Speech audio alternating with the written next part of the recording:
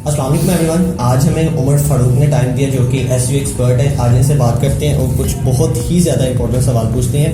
अस्सलाम वालेकुम उमर भाई, कैसे हैं? वालेकुम अस्सलाम, अल्हम्दुलिल्लाह ठीक ठाक। अच्छा उमर भाई, मुझे आज आपने बताना है कि बेसिकली एसईओ होती क्या है, क्योंकि ये काफ़ी लोग सवाल पूछते हैं एसईओ के बारे में, काफ़ी ट्रबल है, तो आप बता दें इसको, थोड़ा सा एक्सप्लेन कर दें। यार एसईओ अगर सिंपल देखें ना तो ये तीन जो अल्फाज हैं एसईओ, इनका मजमूआ है। इसका मतलब है सर्च इंजन ऑप्टिमाइजेशन। अगर हम इसे मज़ीद डिटेल में बयान करें तो ये हो जाता है कि गूगल के जो है ना पहले पेज के ऊपर वेबसाइट्स को कीवर्ड्स को रैंक करना, ये एसईओ होती है। ठीक है, सिंपल। अच्छा उमर भाई, मुझे बताएं कि आप एसईओ को लेके इसका फ्यूचर क्या है, मतलब कैसे आप इसको अपने नज़रिए से देखते हैं? यार फ्यूचर तो इसका देखें अब आस्ता आस्ता हर चीज़ जो डिजिटलाइज होती जा रही है। हमारे यहाँ पे तो हर इतना ट्रेंड नहीं ना।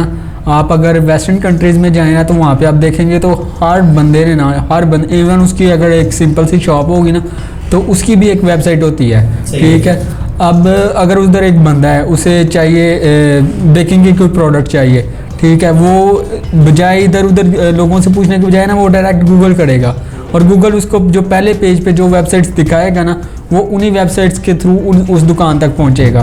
तो ये कस्टमर जो है ना ग्रैब करने का, कस्टमर को अपनी तरफ खींचने का एक बहुत ही सिंपल सा तरीका है। अच्छा उमर भाई, आप पाकिस्तान में एसईओ का फ्यूचर क्या देखते हैं, मतलब आपके नज़दीक क्या है? यार पाकिस्तान में पहले तक तो नहीं था, लेकिन अभी जो रिसेंट टाइम गुजरा है ना आफ्टर कोविड, बहुत से लोगों को जो है ना इस चीज़ का एहसास हुआ है कि एसईओ ज़रूरी है और क्यों ज़रूरी है। क्योंकि सब कुछ जो है वो हर कोविड एक ऐसा समझ ले, एक ऐसी चीज़ गुजरी है, एक ऐसा पीरियड गुजरा जिसने हर चीज़ जो है ना वो डिजिटलाइज कर दी थी और उसी में हम लोगों को एहसास हुआ था कि कितना ज़रूरी है एक इंसान के पास वेबसाइट होना बिजनेस के लिए और उसके बाद उसका एसईओ करवाना कितना ज़रूरी है ये। अच्छा उमर भाई, इसके हमें एडवांटेजेस और डिसएडवांटेजेस कुछ हो सकते हैं एसईओ के? यार डिसएडवांटेजेस तो एज सच कोई नहीं होते, एडवांटेजेस बहुत ज़्यादा होते हैं। डिसएडवांटेजेस ये आप कह सकते हैं कि अगर आप एक वेबसाइट के ऊपर एसईओ करवा रहे हैं, उसके ऊपर अच्छी खासी ट्रैफिक जो है वो इंक्रीज़ कर चुकी है, ठीक है, उसके जो कीवर्ड्स हैं वो भी रैंक कर चुके हैं, लेकिन अगर आप अचानक उसकी एसईओ करवानी छोड़ देंगे या करनी छोड़ देंगे तो वो आपके जो कीवर्ड हैं वो भी डी रैंक होने लग जाएंगे और जो ट्रैफिक है वो भी कम होने लग जाएगी, क्योंकि ये एक ऑनगोइंग प्रोसेस और कंपेटिटर बहुत ज़्यादा बैठा हुआ है। अगर एक कीवर्ड है उसके ऊपर ट्रैफिक ज़्यादा आती है, हर एक की कोशिश होती है कि हम लोग वही कीवर्ड चूज़ करें और अगर आपने काम करना छोड़ा तो आपका जो कंपेटिटर है वो आपकी जगह ले लेगा। अच्छा और भाई, अभी आपने जिक्र किया कीवर्ड्स का, तो मैं आपसे पूछूंगा कीवर्ड्स क्या है, इनको बेसिकली आप कहाँ से ढूंढते हैं और कैसे जो है ये आपके पास आते हैं? यार कीवर्ड जो है ना ये बेसिकली समझ लें कि कुछ चीज़ों के स्पेसिफिक नेम होते हैं। जिस तरह अगर मैं पोलो टी शर्ट का मेरा काम है, ठीक है, तो पोलो टी शर्ट स्पेसिफिक एक नेम है, इसे हम कीवर्ड कह सकते हैं। और इसे जहाँ तक ढूंढने का ताल्लुक है, इसके लिए टूल्स होते हैं बहुत से, उबर सजेस्ट है, SEMrush है, Href है, बहुत से टूल्स हैं। इनके थ्रू हम लोग इसका वॉल्यूम पता करते हैं, इसका कीवर्ड डिफ़िकल्टी रेट, ये सारा कुछ पता करने के बाद हम जो कीवर्ड टारगेट करके ना उसे रैंक करने की कोशिश करते हैं। ठीक है। अच्छा उमर भाई, मेरे जो माइंड में ना वो एक ये भी सवाल है कि ऑन पेज और ऑफ पेज भी कुछ होता है एसईओ में, तो ये थोड़ा सा आप एक्सप्लेन कर दें कि पहले ऑन पेज क्या होता है? अच्छा, ऑन पेज जो है ना वो समझ लें कि मुकम्मल तौर पे जो है ना एसईओ करने वाले के इख्तियार में होती है और ऑफ पेज जो है ना वो 90% हमारे इख्तियार में नहीं होती। ऑन पेज का ये होता है कि ऑन पेज में हम लोगों ने जो कीवर्ड टारगेट किया होता है ना, हम लोग उसी कीवर्ड के रिलेटेड जो है ना वो अपना टाइटल बनाते हैं, उसी कीवर्ड के रिलेटेड अपनी डिस्क्रिप्शन बनाते हैं, उसी कीवर्ड के रिलेटेड अपने ब्लॉग्स बनाते हैं, हैशटैग जो कुछ यूज़ होना होता है ना ऑन पेज में वो हम लोग उसी कीवर्ड के रिलेटेड यूज़ करते हैं। और ऑफ पेज में ये होता है कि हम लोग जो है ना वो कीवर्ड रैंक करवाने के लिए कुछ चीज़ें होती हैं, जिस तरह हम लोग इसे कह सकते हैं, हाँ बैक एंड पे करते हैं, डायरेक्टरी होती हैं, क्लासीफाइड एड्स होती हैं, ये सारा कुछ ये पूरा एक प्रोसेस होता है। इसको करने के बाद जो है ना इंटरनेट पे ये चीज़ इंटरनेट पे होती है या गूगल पे होती है, वो चीज़ जो है ना वो होता है, उसमें भी इंटरनेट का यूज़ है, लेकिन उसमें लोगों का अमल दखल कम होता है, इसमें लोगों का अमल दखल बहुत ज़्यादा होता है।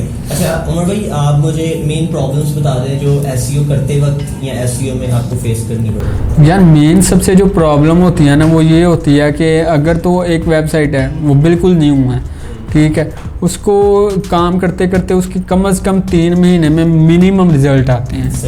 ये एक प्रॉब्लम हमें फेस करनी पड़ती है सबसे बड़ी। थोड़ा सा टाइम कंज्यूमिंग प्रोसेस है। ये नहीं हो सकता कि आपने आज एसईओ स्टार्ट किया तो आप एक हफ्ते बाद जो है वो आपको कि ठीक है मैं एक हफ्ते बाद आपके कीवर्ड्स रैंक हो जाएंगे, मसला कोई नहीं हो, वो भी जाएंगे, लेकिन उसके बाद आपके साथ ऐसी गेम होनी है कि गूगल ने आपकी वेबसाइट बैन कर देनी है।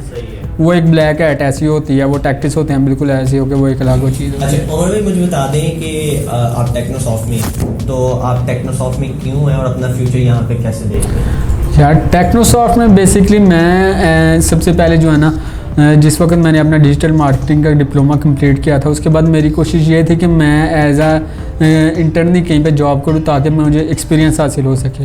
तो मैंने टेक्नोसॉफ्ट का सुना भी था, ये एक अच्छी कंपनी थी, तो मैं यहाँ पे आया। मैंने यहाँ पे मेरे सर थे, उनसे मैंने 3 महीने कम अज़ कम जो है ना वो इंटर्नशिप उनके पास की।